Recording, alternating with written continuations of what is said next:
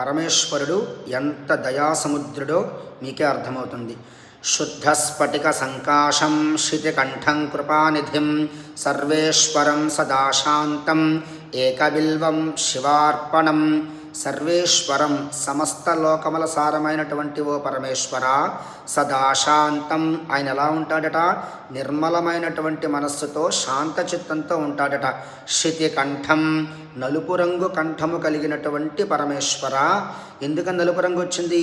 ఒకనాడు క్షీరసాగర మదనం జరిగేటప్పుడు పొగలు కక్కుతూ హాలాహలమనేటువంటి విషం బయటకు వస్తే దాని యొక్క స్థితికి సమస్త లోకములు ఉపద్రవంలో పడతాయని, అది అత్యంత ప్రమాదమని తెలిసినా సరే సాక్షాత్ పరమేశ్వరుడు ఆ విషాన్ని స్వీకరించి తన కంఠంలో భద్రపరుస్తాడు.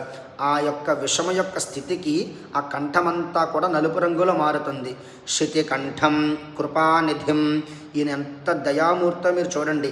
ఆ విషం వల్ల సమస్త లోకములకు ఎంతో అపకారం జరుగుతుంది అని చెప్పి తెలిసి ఆ విషాన్ని కూడా తన శరీరంలో ఒక భాగంగా పెట్టుకునేటువంటి దయామృతమైనటువంటి హృదయం కలిగినటువంటి వాడు పరమేశ్వరుడు.